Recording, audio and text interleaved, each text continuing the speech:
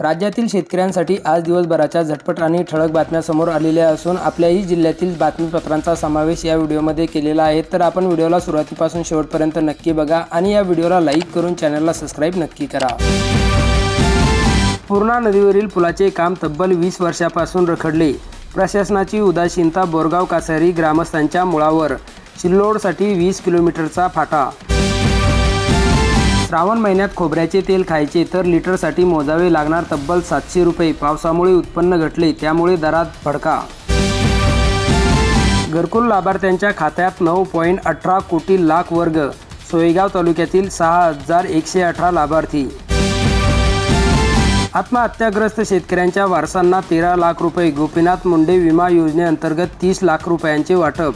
सिल्लोड येथील तहसील कार्यालयाच्या प्रांगणात शुक्रवारी अब्दुल सत्तार यांच्या हस्ते महसूल दिन व महसूल सप्ताहाचा शुभारंभ करण्यात आला।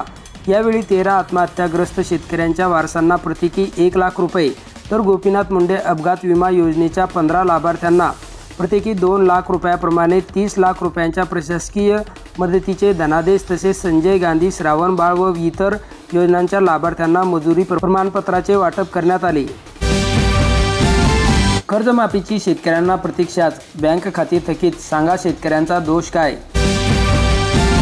शेतरस्ता वादातून सख्या भावानेच केला सख्या भावाचा खून। जेजुरी पोलिसांनी अवघ्या 24 तासात खुनाचा छडा लावून आरोपीला केली अटक। चाकण बाजारात कांदा बटाट्याची आवक वाढली। टोमॅटो, गोबी, फ्लावर्स भावात तेजी। चाकण बाजारात पालेभाज्यांच्या भरपूर आवकेमुळे त्यांचे भाव घसरले। भुईमुंग शेंगा आणि जळगाव भुईमुंग शेंगांची आवक पूर्णपणे थांबली।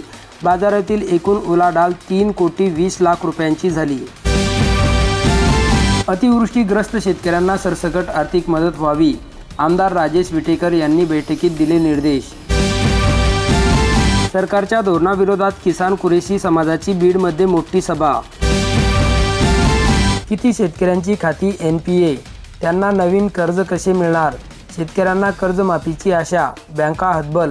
बीड जिल्ह्यात 1463 कोटी रुपये थकले। एकाच कुटुंबात चक्क 3 ते 4 लाडक्या बहिणी, पत्ता कट होणार। FSC मल्टिपल इन फॅमिली असा शेरा मारून पत्ता कट होणार, महिला लाभार्थी धास्तावल्या। पावसामुळे धरणे आनंदली, पालच्या धरणात पाणीच पाणी। लहान मोठ्या प्रकल्पात 37% पाणी, पावसाची अजूनही गरजच। 1.5 लाख लाभार्थ्यांची eKYC बाकी, रास्त भाव दुकान स्तरावर eKYC प्रणाली सुरू। eKYC न केल्यास लाभ मिळणे होणार बंद। कांदा खरेदीत नाफेडचा MSP दाव्याचा प्रकार संतापजनक, समाज माध्यमांवर संदेश प्रसारित केल्याने शेतकऱ्यांमध्ये तीव्र नाराजगी। जुलै अखेर 2.5 लाख अर्ज, पीक विमा भरण्यासाठी दिली मुदतवाढ। खरीप हंगाम 2025 मध्ये प्रधानमंत्री पीक विमा योजनेत सहभागी होण्यासाठी शासनाने शेतकऱ्यांना दिलासा दिला आहे।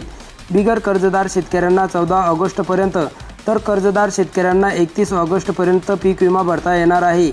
31 जुलै अखेरपर्यंत शेतकऱ्यांनी 2,44,064 अर्ज दाखल केले आहेत। शेतकऱ्यांचा कल केळी लागवडीकडे, 2 धरणांच्या पाण्यामुळे क्षेत्रात झाली वाढ।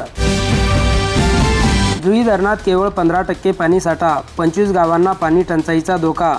दानापूर येथील धरण गतवर्षी ऑगस्टपर्यंत होते कोरडे ठाक, पावसाळा अर्धा झाला तरीही पावसाची प्रतीक्षाच।